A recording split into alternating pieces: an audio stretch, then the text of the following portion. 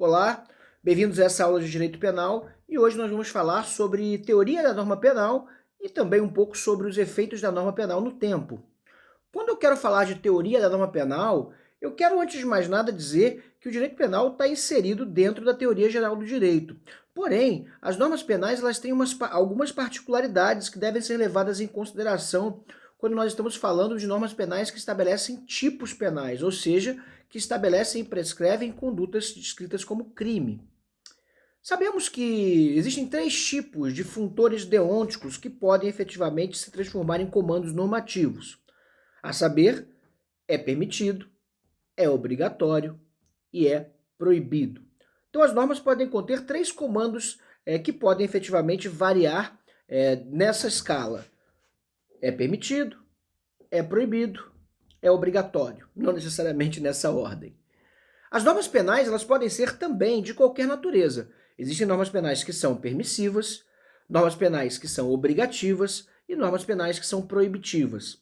Quando nós estamos falando, por exemplo, da legítima defesa, que é, na verdade, uma excludente da ilicitude, nós estamos falando de uma norma penal permissiva com relação à prática de condutas proibidas, ou seja, uma conduta que estaria prescrita dentro de um âmbito de uma proibição, como, por exemplo, matar alguém, conduta punível na sua forma simples, com 6 a 20 anos de reclusão, poderia aqui ser permitida, autorizada, quando presente a regra da legítima defesa, descrita lá no artigo 23, inciso 2, e no artigo 25 do Código Penal.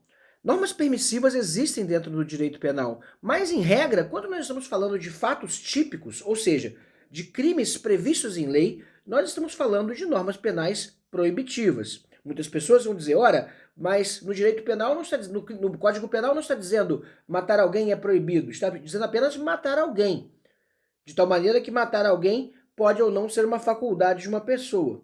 Bem, eu posso provar que se trata de normas penais proibitivas na medida em que a esse efeito, a esse comportamento prescrito na norma, corresponde um efeito negativo sancionatório que nós chamamos de pena. Então, quando nós estamos falando de crimes, de fatos típicos, nós sempre veremos a presença de uma conduta descrita, um comportamento humano ali colocado, que vai descrever a conduta proibida, e nós vamos chamar isso de preceito primário da norma penal. Ou seja, uma forma estabelecida descrevendo um comportamento. Por exemplo, subtrair para si ou para outrem coisa alheia móvel. Por exemplo, matar alguém. Então, efetivamente, nós estamos falando aqui de comportamentos que são descritos na norma, e eles são chamados de preceito primário da norma penal. Quando nós estamos falando de uma norma penal incriminadora, ou seja, aquela que prescreve uma conduta proibida, nós temos um preceito secundário, ao qual nós chamamos pena. E aí, efetivamente, nós teremos que, na forma completa, o artigo 121 descreverá matar alguém, pena de 6 a 20 anos de reclusão. Na sua forma completa, o artigo 155 dirá subtrair para si ou para outrem coisa alheia móvel, pena de 1 a 4 anos de reclusão e multa.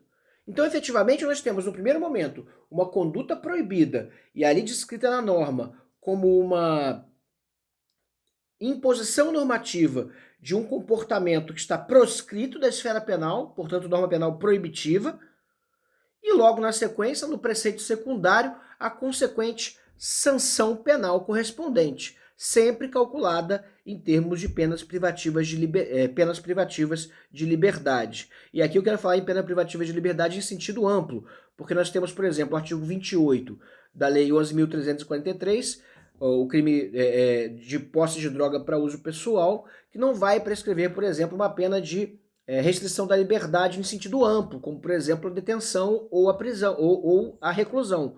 Mas ela prescreverá a limitação da liberdade quando obriga alguém, por exemplo, à frequência de cursos ou impõe a alguém uma admoestação verbal, uma advertência por parte do magistrado. De qualquer maneira, isso implica, de alguma forma, em uma sanção à liberdade do indivíduo, liberdade, por exemplo, de não ter sua atenção chamada por um juiz por ter praticado um comportamento que desejava e não causou dano a terceiro. De qualquer maneira, esse tipo de norma, ela traz no seu comando um efeito negativo sancionatório, e é isso que vai efetivamente definir o que é tipo penal. Quando nós temos um tipo penal que surge na legislação, porque nós já vimos, quando estudamos os princípios, que não há crime sem lei anterior que o defina e nem pena sem prévia cominação legal, nós temos o que a gente chama de norma penal incriminadora, ou seja, uma norma penal que vai trazer um novo crime, um novo delito. Mas nós sabemos que através da lei, não apenas normas penais podem surgir, como a lei pode efetivamente revogar normas penais.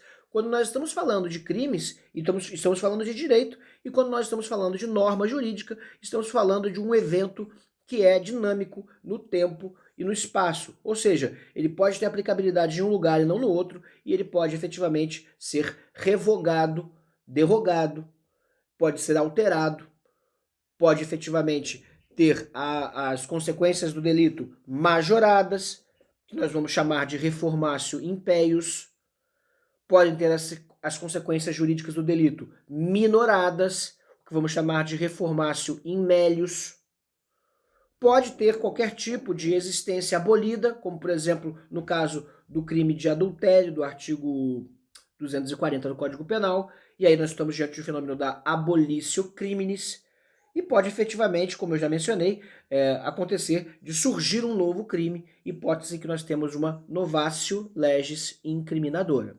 Certo, pessoal? É muito importante que a gente entenda que cada um desses movimentos dinâmicos da lei penal no tempo trará consequências jurídicas diferentes, como, por exemplo, alguém que praticou um crime na vigência de uma norma, mas que será julgado em um momento posterior, quando outra norma estará vigente. Nessa hipótese, qual será a norma que terá efetiva validade? Nós veremos isso nos próximos vídeos. Espero que vocês continuem conosco. Deixem suas dúvidas nos comentários. Dê um feedback dos vídeos, como é que vocês estão achando que eles estão a qualidade deles, como é que está. Vão dando os feedbacks para mim, e aí efetivamente eu posso trabalhar para melhorá-los. Muito obrigado pela atenção de vocês, eu aguardo os comentários. Um abraço.